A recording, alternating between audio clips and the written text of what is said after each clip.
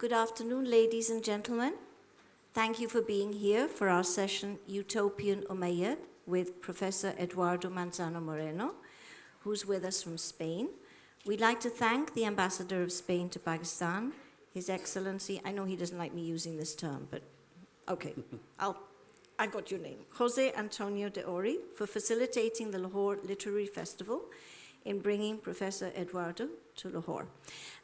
Would you like to come on stage? Yeah, as long as everybody can hear, or if there's a handheld mic.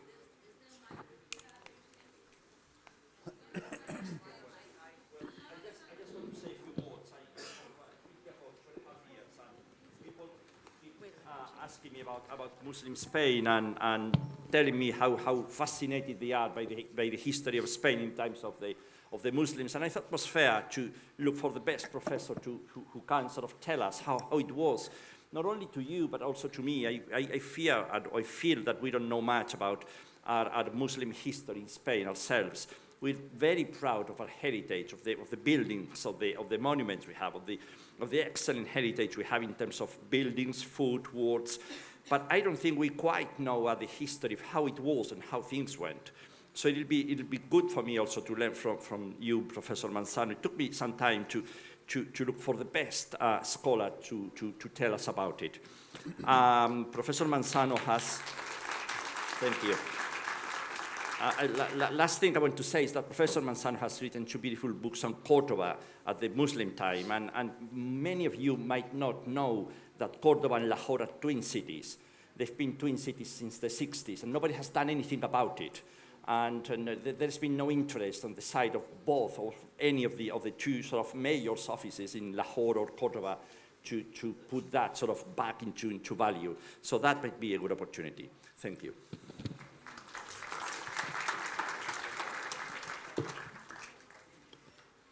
So, sorry, I need my glasses. So, a little bit about Professor Manzano Moreno. I'm going to read a little bit of his bio, and the rest he's going to talk himself.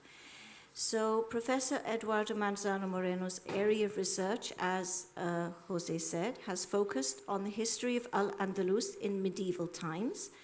Currently research professor at the Spanish National Research Council in Madrid. He has a master's in area studies from SOAS in London and a doctorate in medieval history from the Universidad Complutense Public University in Madrid. And among the many accomplishments of his career, he's been visiting professor at the St. John's College at Oxford, at Tinker College at Chicago University, and British Academy Global Professor at the University of St. Andrews in the UK from 2018 till 2023. Before I go on, please put your phones on silent. Thank you. So, Professor Manzano Moreno, before you begin your talk, I'd like to ask you a few brief questions about yourself and your work. I know you've written several books, one of which has recently been translated into English, The Court of the Caliph, Power and Authority Under the Umayyads of Al-Andalus, that you've directed several projects on the Palatine city of Madinat al-Zahra, and you've recently curated an exhibition in New York. So if you can tell us a bit more about those last 2. And I do hope the book is available here, the English translation. The English translation just came out on paperback very recently with a much more reasonable price than it had the hardback edition. And I was told that it was impossible for them to bring it here to Lahore because apparently the first edition has sold out in the UK. Oh. So, but they told me that they will make it available. They will make their best to make it available. I'm sorry that it's not here. And the catalog on the Madinat al-Zahra exhibition in New York has been published by Princeton University Press. And it's a pity because it has a very, very bad distribution. I don't know what has happened. It has a wonderful collection of excellent contributions by Spanish scholars, Spanish Arabists and archaeologists and art historians. And it's I don't think it has been distributed on the other side of the Atlantic, or even less here. So I'm really sorry, but it has been a wonderful exhibition, and the Institute for the Study of the Ancient World. We have brought to New York for the first time in history some of the most significant remains of the Palatine city of Madinat al-Zahra, which I will be showing in my presentation. And this has been a very emotional thing for all of us, because it's been so much work that people has put into Madinat al-Zahra, and so much effort. And I mean, it's been, we have dedicated so many, the best parts of our lives, I would say, in trying to find out, in trying to understand this city, which is a very, very difficult place to understand, because it's an archaeological site nowadays. But yes, we have moved these huge pieces of marble, these caskets, these pyxes, and put it there in a, you know, a small but still significant exhibition, which has shown in New York the best of the Al-Andalus at the time of the Umayyad Caliphate. What is the title of the catalogue? So that one can look it up. The radiant city of Muslim Spain, I think that's the title. Okay, so as we know, your area of research is the Umayyad Caliphate in Spain, and why did you choose to focus on this period? Well, the Umayyad Caliphate in Iberia, because yesterday the Portuguese ambassador very rightly told me that it's not only in Spain but also in Portugal, and he was absolutely right. And sometimes I skip this, but he's right. So what drove me basically is that when I started working on the Al-Andalus, we didn't know very much about it. I mean, we knew, you know, the essential parts of the history of Al-Andalus, but we didn't get a grip on the society, on how it had been formed. I mean, how it was that, you know, the Arabs conquered Al-Andalus in 711, and how it became an Islamic and Arab society. We didn't know exactly what was the social fabric that allowed for this. And so there were many things that we didn't know then. And so I thought, well, it might be a good idea, you know, to try to get into this. And when did you start this? You mean the year? Well, roughly, approximately, because, you know, like the reason I was asking was because you know that in the early 2000s, which you were also pointing out, there were two books which I am familiar with, which is The Ornament of the World, and by Maria Rosa Menocal. Rosa Menocal, and Tariq Ali's novel Under the Shadow of the Pomegranate Tree. Yeah. So, you know, maybe points of view don't quite necessarily agree, but I think you mentioned that your research began earlier. Is that correct? Yeah. My research began in the late 80s, more or less. At that time, Al-Andalus was a very provincial topic. I mean, we didn't have the global repercussions that Al-Andalus has had since then. Nowadays, Al-Andalus is a topic that attracts a lot of interest, particularly in the United States.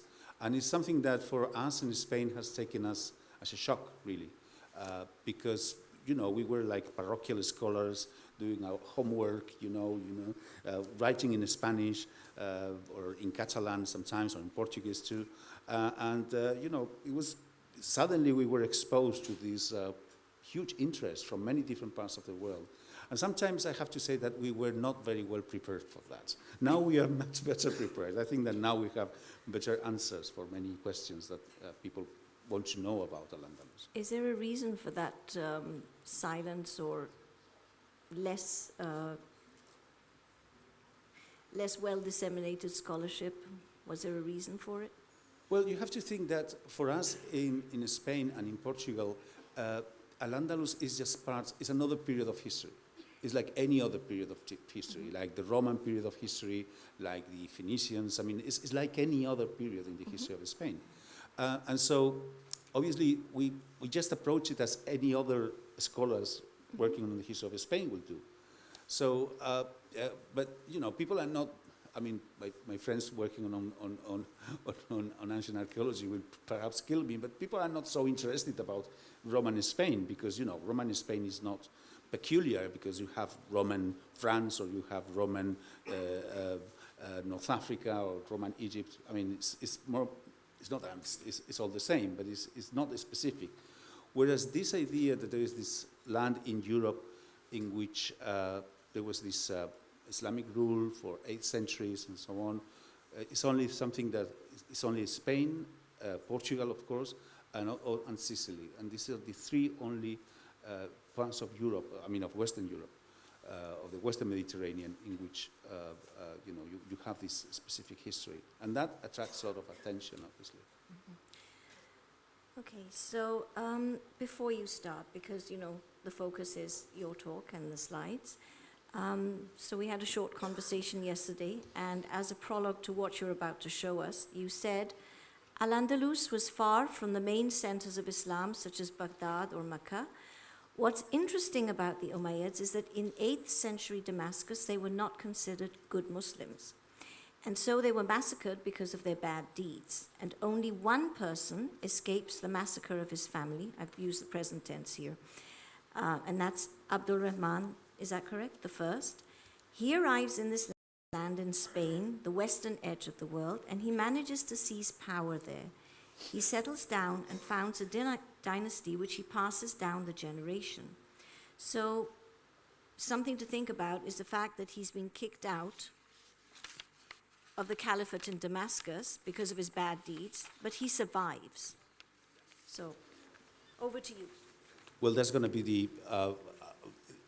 the crux of my presentation now. I would like to show it to you and to follow this thread, which I think it could be interesting for our audience today.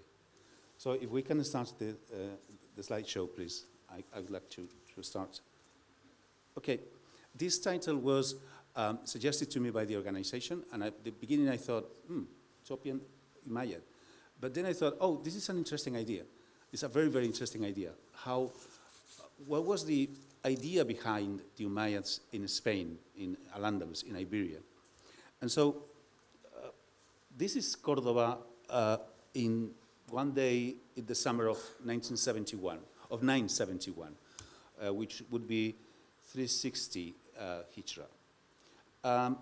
This is an illustration by a young Spanish illustrator. She's quite good. And I'm not, later on I will comment on some aspects because it's quite reliable, this picture of how Cordoba looked like in the 10th century. Okay? Can you hear me well? If you don't hear to me well, just let me know. And because, okay. Oh, the light. Okay, yeah. Later on, I will comment on some aspects of this illustration because, as I said, there are some little mistakes, but in general, it's quite accurate, okay? But then I would like to go back in time before this 970, summertime in 970, and and I would like to show you how the whole thing started. And obviously, this is the map of the Mediterranean before the Arab conquests, and there you have Iberia. Iberia had been a part of the Roman Empire, like any other province of the Roman Empire across the Mediterranean. And after the fall of the Roman Empire in the 6th century, Al-Andalus Iberia, or Hispania as it was called at that time, became a kingdom which was ruled by a German people, which are the Visigoths, who ruled from the 6th century until the 711, which is the time when the Arab conquest takes place. Okay?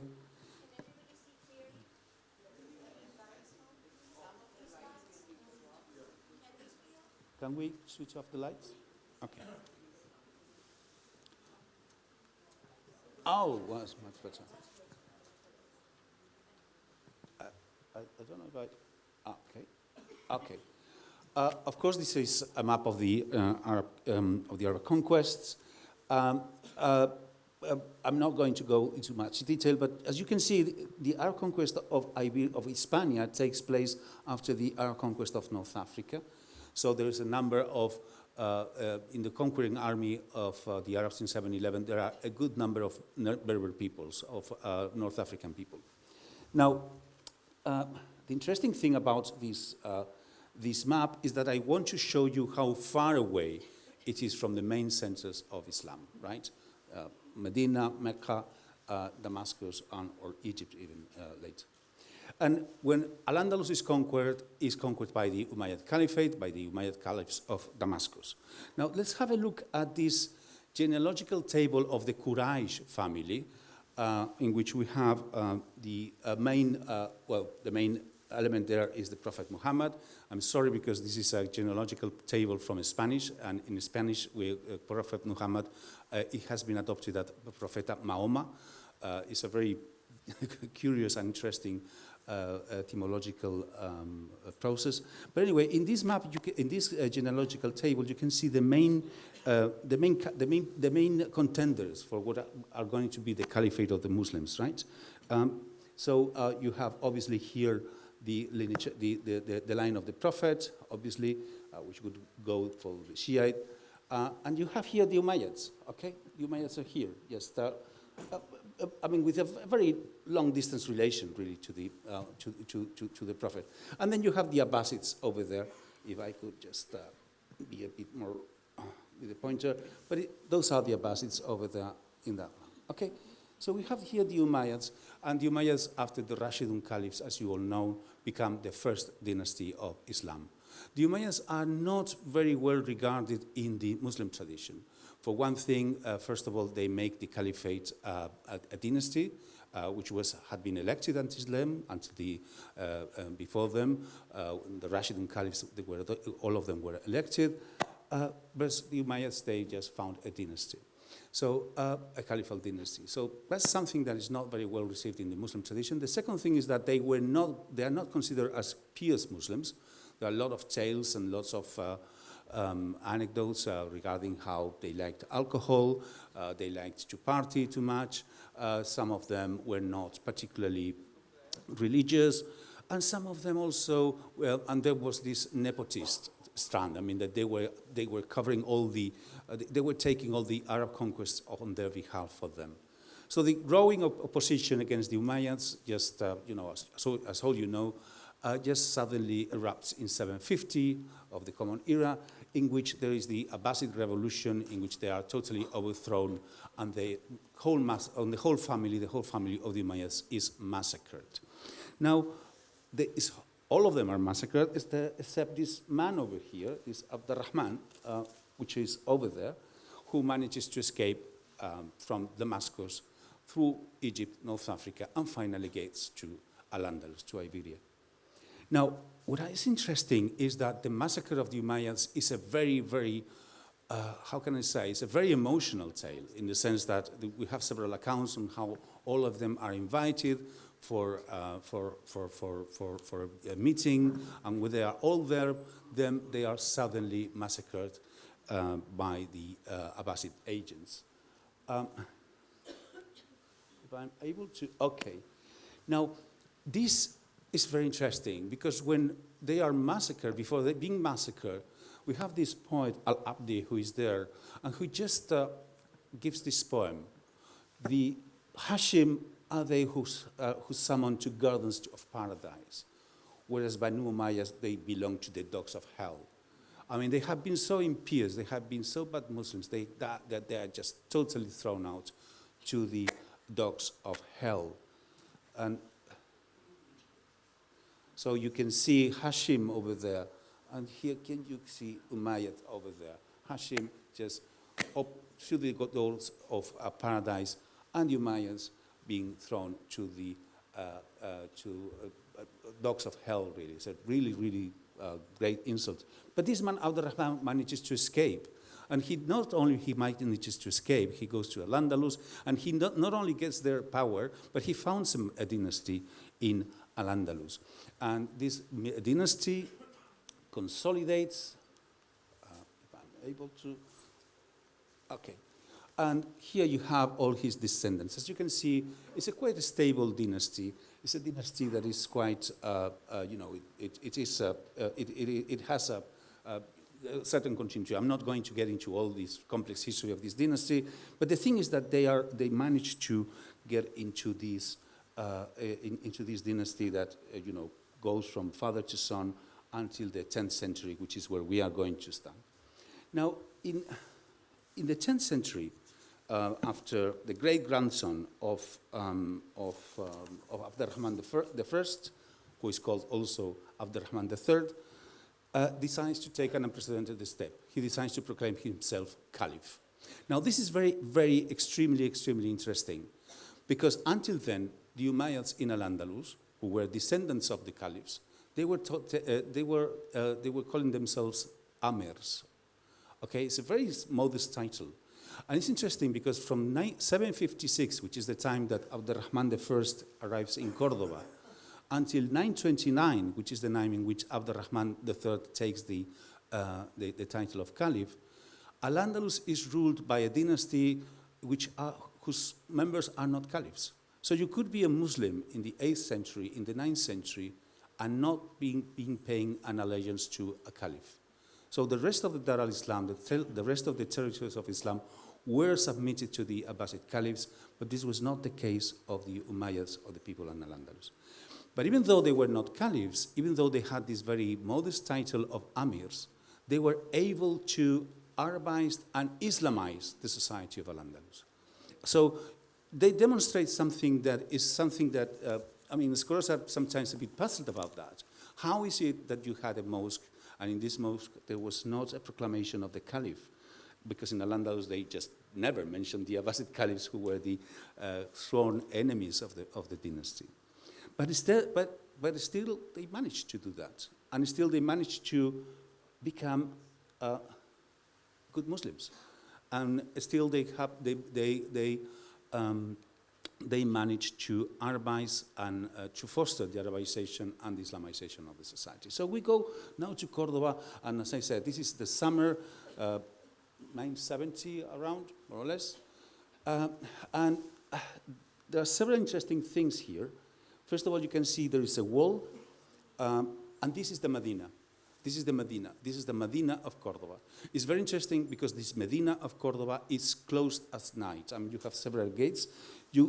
So here, all the closure, that's the Medina, which is closed at night. At this time, in the 10th century, there are only mosques in the Medina, or in the Medina of Cordoba. There are no churches. There's no synagogue. There is no churches for sure. And there is a mention to a synagogue, but it's said that it has been destroyed. So probably there is no any synagogue or church in the Medina of Al-Andalus. Only the great mosque, which is over there. If I could, it's over there. Okay, if I take this, perhaps. Okay. Okay. Thank you. Is this working? Okay, thank you. So this is the great mosque of Cordoba, obviously the famous mosque. And you can see that there are other mosques. I like this about this illustration because it shows that there are other mosques in the Medina of Cordoba. Another interesting thing is that you have this is the Guadalquivir River, and you have this bridge, which was the old Roman bridge. One of the first things that the Arabs do when they arrive in Al-Andalus is to rebuild this Roman bridge, which was in ruins. And if you look at this, and I like this particularly in this illustration, is that you have the Medina here, the core of the city, but then you have here, this.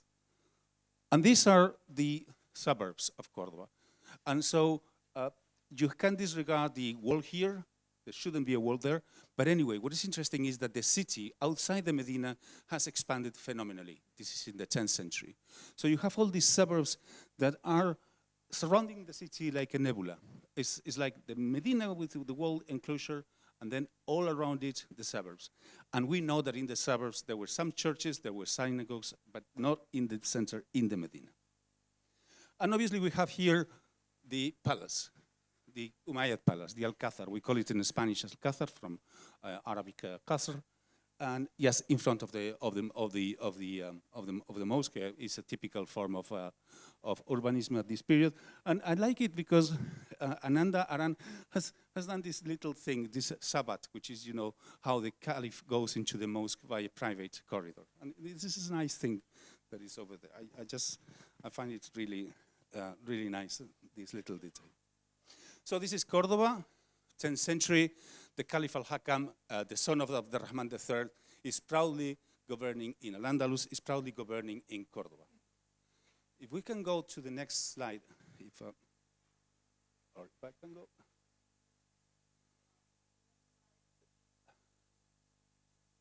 Okay, no, next one, please, this one. So this is how it looks, the Mosque of Cordoba at that time. This is the new, the Caliph has just finished the enlargement of the mosque at this moment in 970. And you have, the mosque had been founded by his ancestor, by Abdurrahman I, and it has been enlarged by his successor. And this is the last one by Al-Hakam. There will be another one in the future, at the end of the 10th century, by Al-Mansur, but we are only concerned about this.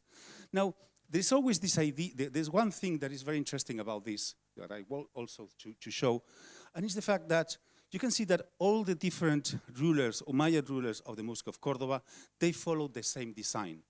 They are not doing something that they do, for instance, in Samarra or in Baghdad, in which each caliph has his own mosque and has his private, the mosque of this caliph or that caliph. No.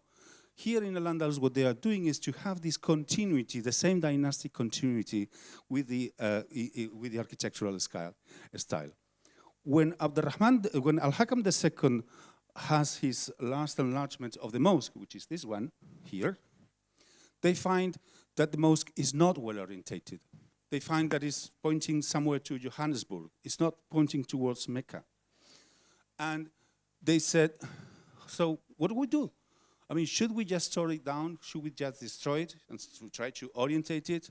And finally, the ulama say, no, we are not going to do that because we are people of tradition. We want to stick to the tradition. And that's quite extraordinary.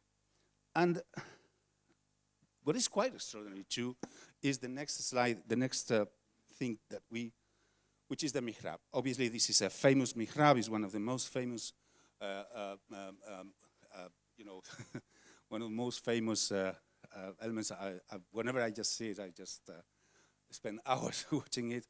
You have to disregard this part. This is a modern, this is contemporary. This is a reconstruction. This is a 20th century. But obviously, all this is original. Now, the thing is that, well, we all know that Al-Hakam II brings Byzantine artisans and mosaicists because there was not mosaic tradition in Al-Andalus. But I would like to point out to something that is here. There are many things about the inscriptions of this mihrab, many interesting things about it. I'm not going to go into that. But it's particularly one thing I want to point out is the fact of the Quranic inscription in this mihrab. Now, the Quranic inscription is something that not many times is mentioned, but which is a reference to the surah, the second surah of the Quran, the surah of the Al-Baqarah, and is the Aliyah 286. And I'm going to mention it in the translation by Abdul Halim, by Professor Abdul Halim. And it's interesting because the content is this. Lord, do not take us to task if we forget or make mistakes. Lord, do not burden us as you burdened those before us. Lord, do not burden us with more than we can have strength to bear. Pardon us, forgive us, and have mercy on us. This is what Al-Hakam II decides to have in the Mosque of Cordoba, in the mihrab. Now, obviously, he is very well aware that his family, the record of his family in the East is a very bad record. It's a record of ignominy. So he's trying to persuade the audience that the Umayyads have had a second chance in Al-Andalus. Now, why has he been able to, and I don't know, I'm good on time, no? Okay. No, I don't do it because I would like to have some questions. But anyway, why is it that that by the 10th century, Al-Hakam II considers that he deserves to have a second opportunity? Well, because, as I said before, they have been fostering the Islamization of Al-Andalus. you cannot understand Al-Andalus, and this is something that my colleagues, my colleagues have dedicated a lot of effort in the last years to study the travels abroad of Andalusian scholars to other parts of the Dar al-Islam. So in this map, which is I have made thanks to the work of my colleague Luis Molina, it just shows you all the destinations of Andalusi scholars in North Africa, in Egypt, in the Middle East. This is in the 9th century. But if you go to the 10th century, if you go to the 10th century, you can see that they are going all over the place. And they are bringing with them Islamic legal theories. They are bringing with them theological manuscripts. They are bringing with them literature. Al-Andalus, you cannot understand Al-Andalus if you do not bear in mind the fact that from the 8th until the 10th century or the 11th century, Al-Andalus is an importer of knowledge. There's so much knowledge being imported into Al-Andalus, coming from all over the place. So this is especially important because we have this anecdote of this caliphal, this vizier from Baghdad, who receives a manuscript of one of the most famous works of Arab adab, which was composed in Al-Andalus, Ibn Abd-al-Rabihi work. And the work by Ibn Abd-al-Rabihi, when this vizier receives it and reads it, he says, oh, these people from Al-Andalus are bringing us back our own merchandise. I mean, these people are imitating us so much that they are just, doing the same as we are doing. Now, but the interesting thing is that the Andalusians import a lot of knowledge, but they recycle it, they re-elaborate it, and they make a very original contribution out of that. So that's one thing. But on the other hand, it has also Al-Andalus at the 10th century, when Al-Hakam II is building this mihrab, the society has become quite Arabized. And we have this testimony of this Alvarez of Cordoba, who is a Christian author, who speaks about how the young Christians, whose beautiful faces, whose eloquent language is enlightened by the mastery of Arabic. They just want to learn Arabic because they live through the books of the Chaldeans, meaning the Arabs, with the greatest ability, and they read them with the greatest attention, and they are forgetting Latin, they are forgetting the language of their ancestors. So this is a very, very clear, we have many other evidence, a clear evidence on how the society is becoming Arabized, even among Christians. So, if you go, so as I said before, Cordoba is expanding at this time so much through all these suburbs, and we have there this new Palatine city that Abdurrahman III had decided would be the seat of his power, Madinat al-Zahra, which is just 4 or 5 miles west of Cordoba. I mean, you can just walk there. But also, what you have is this phenomenal and incredible expansion of the suburbs of Cordoba. Cordoba, in the last years, has expanded quite a lot, also in the recent years. And so, whenever they build a new development, whenever they have to build something, they find things like this.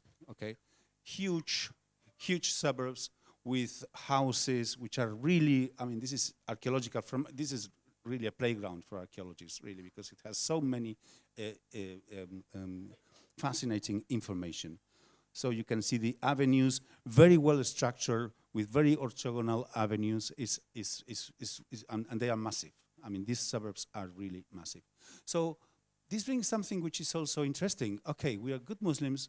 We have Arabized, we have fostered the Arabization of society, the Islamization of society, and there is prosperity all over the place. Because these people who have been traveling to North Africa, the Near East, and so on, they have also brought with them a lot of new agricultural techniques. They have brought with them new species. They have brought with them a number of new elements that were not known before in Iberia and are now known in Al-Andalus. So prosperity. And suddenly, and this is something that I found when I wrote my book, suddenly the Caliph al-Hakam speaks in his letters, in his decrees, in the language of the chroniclers, of the official chroniclers, he speaks of maslaha. Now, maslaha is this concept which has to do with common good. And then you have informations regarding the Caliph saying, okay, we need to have a urban reform here because this would be for the maslaha of the community. Or we have to decree a reduction of taxes because this would be in the maslaha, in the common good of the community. So there is this sense of political, of common good that for me was quite unexpected, because we usually have the idea of Muslim rulers as despots, oriental despots, and so on. And so this belies a little bit this idea, in the sense that these people were really thinking on political programs. And so this prosperity, all these elements, explain why the Caliph is asking in the mihrab for a second opportunity. And just very quickly, this is the so to speak, the material confirmation of this program, of this utopia, Umayyad Utopia in Al-Andalus. And this is Madinat al-Zahra. All that you see here is the result of excavations. It has not been preserved like the Alhambra. This has been the result of excavations by Spanish scholars in the last 100 years. And you can see these are the palaces that we have been able to unearth. Well, not me, my predecessors and the people who are working there. And this is just what I would like finally to show you I mentioned this yesterday, no? This is solid limestone, and so these people have all these, this decorated all the walls of the residence of the palace, and we call it ataurique. And as you can see, you can start perhaps drawing it like a jigsaw. You just putting it together.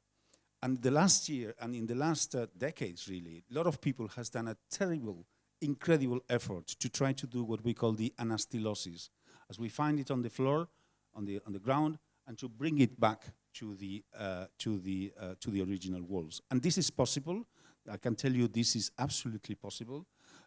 Because we have the measures of the walls, everything, and so we can finish up with things like this, in which there's a very, very precise reconstruction, this anastylosis of how this ataurique, which we found in fragments, we can revive it nowadays. So we are rebuilding, or trying to go back today, reconstructing what had been the Umayyad Utopia in the 10th century. Thanks very much. Thank you.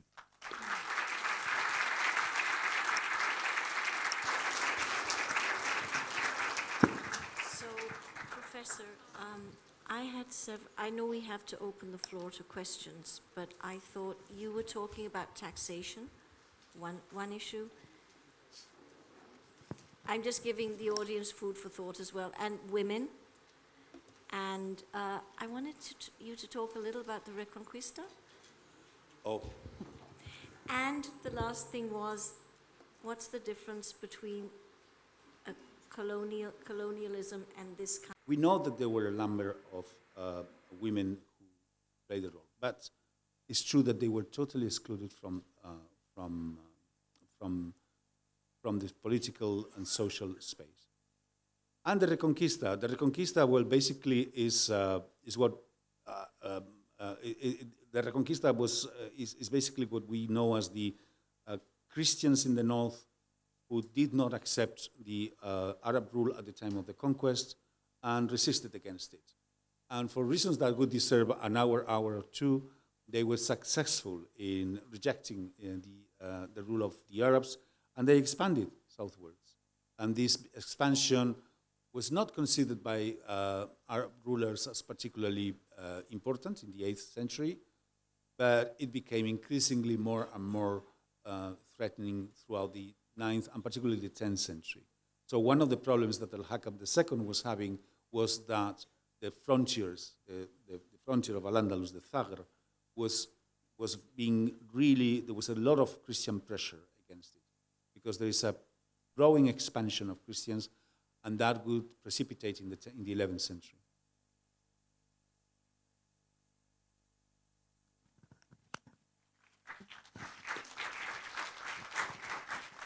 Thank you. Hello, sir. The topic of Muslim Spain is very close to my heart, and I have a lot of questions, but with the shortage of time, one particular question is, why do you see the expulsion of Muslim from Spain was so absolute? I mean, power falling to the hands of Christian from Muslim is some one thing, but the exodus of Muslim or expulsion of Muslim from Spain, absolutely. I mean, they have to leave or they had to convert, and there were no signs left of Muslims there. What is the reason uh, behind it? How do you see it? Thank you. You mean of the okay? Uh, the time whenever the Christian expansion takes particularly momentum, gains momentum from the 11th century onwards. And there is a moment which is critical, which is the conquest of Toledo in 1085. So from that moment, the Christians start conquering main cities of Al-Andalus. Now, what happens to the Muslim population at that time, you may believe it or not, but we don't really know. We know that in some cases, some prominent figures, some prominent ulama, they just went somewhere else, to other cities of Al-Andalus and then to North Africa and so on. But in other cases, we know that some of them, they converted. I mean, so there's a process of Islamization, but then after the Christian conquest, there might have been a process of Christianization. And this might have happened in the rural areas. We are not sure, but it could be. I cannot tell you 100%, but there are some, and not all my colleagues will agree with this. And then there are a number of people who are allowed to stay as Muslims, practicing a Muslim religion. And now you can see that from the moment of the conquest, of the Christian conquest, their condition is gradually harder and harder and harder, right? Because sometimes they are forced to abandon the parts of the cities where they have been living, and so they have to take residence in another parts of the city. And also the conditions of Muslims, they worsen after the fall of Granada in 1492. And at that time, the Spanish monarchy is embarking this process of converting people. And if either you convert or you cannot stay in Iberia, right? In the kingdom of Castile and Aragon.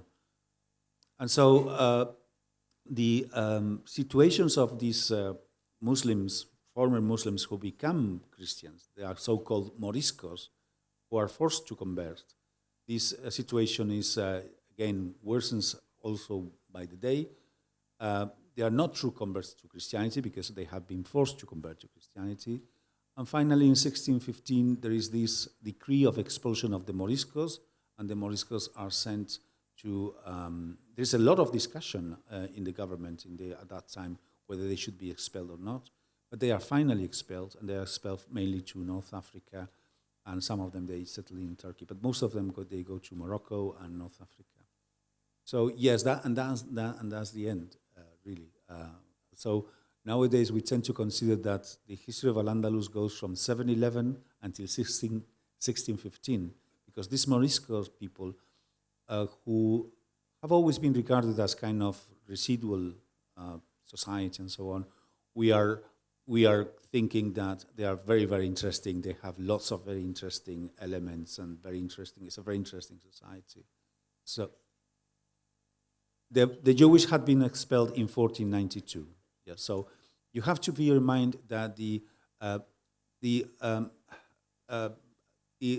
Spanish monarchy, the Hispanic monarchy that is created after the merging of the kingdoms of Aragon and Castile, many people, they say it is the unity of Spain, but it's not a unity of Spain. Actually, Kingdom of Aragon and the Kingdom of Castile, they keep their own institutions, even their own languages, and this is why Catalan has survived to the present day.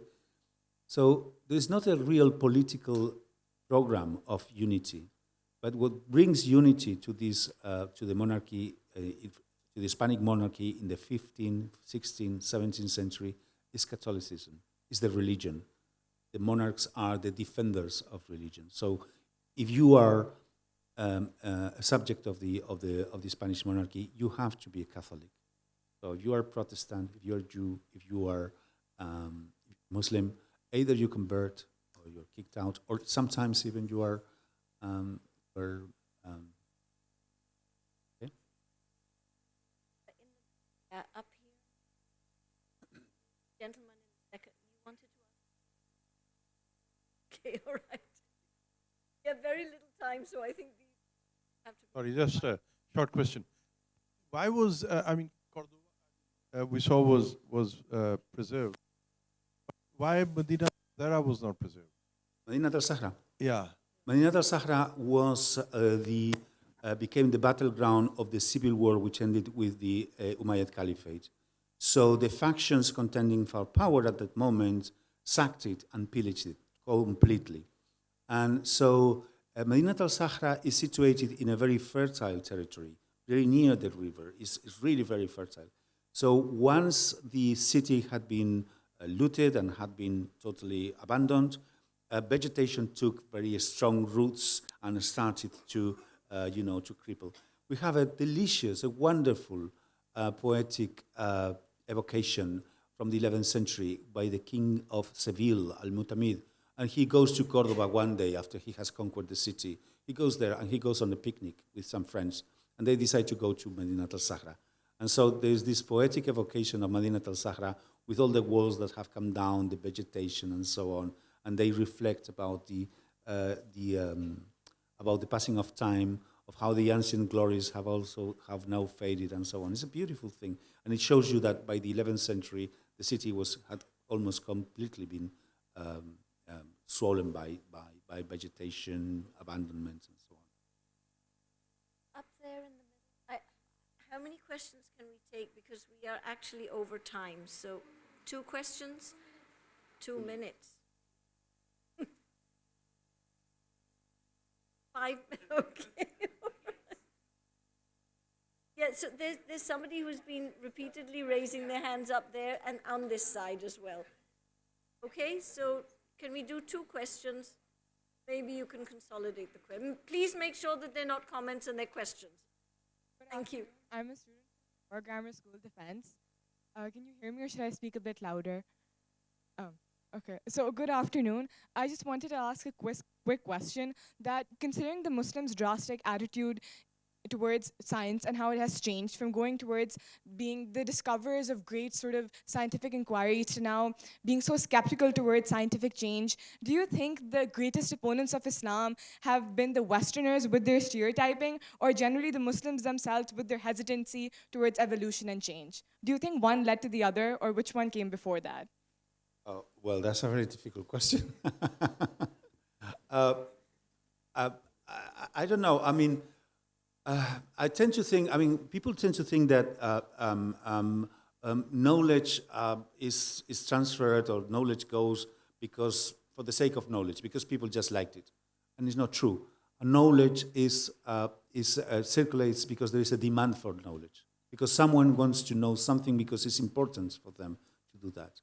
So in Al-Andalus, for some reason, there is this interest in knowledge, for instance, on Islamic law. There is a lot of Islamic law in the Umayyad period. For instance, in Umayyad period, contrary to what many people think, we don't have so much philosophy. It's not true. We don't have too much. We have legal Islamic law. We have astrology. They are very interested in astrology. They want to know exactly what is going to happen. And, the rulers, they want to know what's going to happen. And literature. They love literature. And music. Al-Hakam II is crazy and pays a lot of money for the Kitab al-Aghani, for instance. And he wants to have a manuscript on that. So other kinds of knowledge they are not interested for one reason or another. Whereas, for instance, in the Taifa periods, particularly during the Almohad period, much later stage, philosophy is very important. So, as I said, I mean, you always have to think about that. I mean, what the societies want, what is the interest of the rulers? Why they sponsor a typical forms of knowledge? I mean, actually, if you think this is happening here today, I mean, here I am because, there is some demand of knowledge from you. You would like to know things about it. And I have the sponsorship of the Spanish state and so on. So this is an interesting question to ask ourselves always. How knowledge comes about.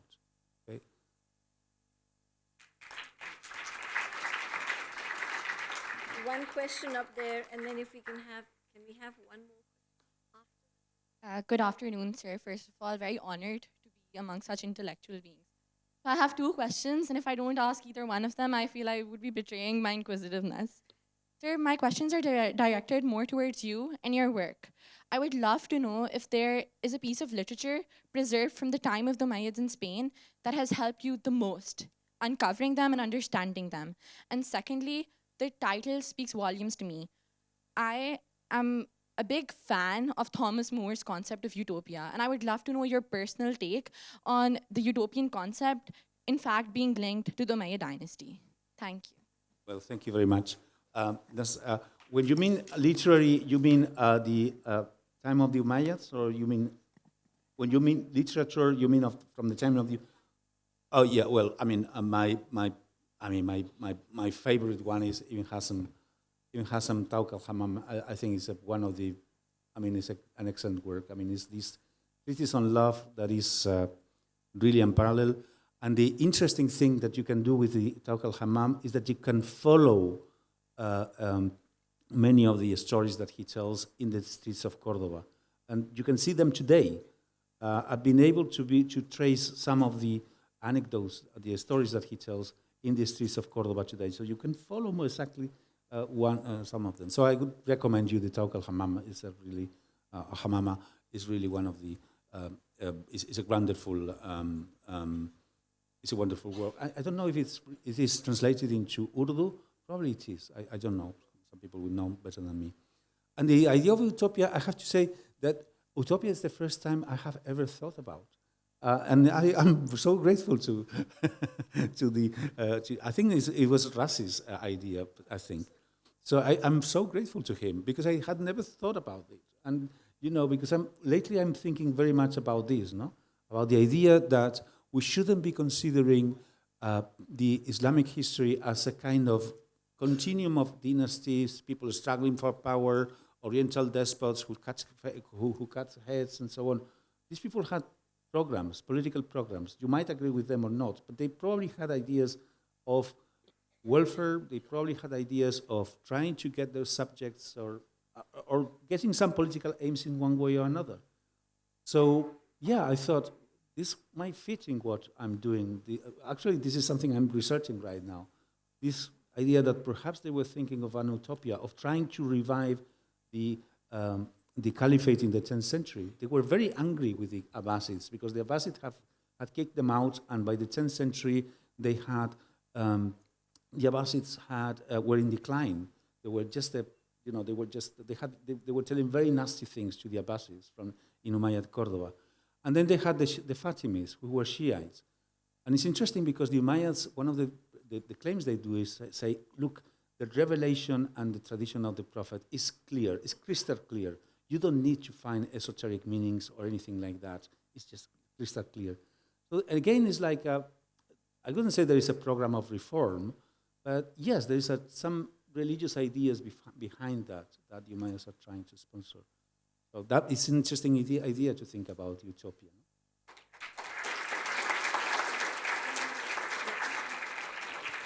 One last. I'm going to be very brief. I have to say something about your response concerning the nature of knowledge. I'm sure that you are well aware that Averroes, Ibn Rushd, is very important for European philosophy, and Averroes is Spanish, and also Ibn Tufayl, who has been translated in nearly all languages of Europe. They are very important philosophers. And Averroes is particularly important because, there were Paris Averroists, and he has made a deep impact on the philosophical development in Europe. So it would perhaps not be quite accurate to say that the interest was only in literature. In fact, Ibn Tufayl wrote a work of fiction, but it is also a work of philosophy, as you know. Yeah, no, you're absolutely right. But Ibn Tufayl and Averroes, they live 150 or 200 years after the events I'm describing. They're post. So it's very important to bear in mind that we are talking about the Umayyads. The Umayyad dynasty lasts in Cordoba from 756 to 1031. Yes. So when Ibn Rushd is born, or Ibn Tufayl are born, It was later. the Umayyads had been, forgotten Yes, for a long time. Yes. So, but this is very important what you're saying, because there is this tendency to consider that the whole history of Al-Andalus is the same, and it's not the same. There is like very different stages, very different periods. People, the Ibn Rushd considered the Umayyad as you consider the Ottomans now. You see, at his time, they were far, far, far, far away in time. They had been almost forgotten, okay? So it's very important to have this in mind. And what I'm saying is that the Umayyads, until 1031, you don't have in Al-Andalus important philosophers. No, you don't have any of them. After that, you have in Al-Andalus important philosophers, like Ibn Tufayl, Ibn Rushd, and so on, but not before, okay? That's important. Very important.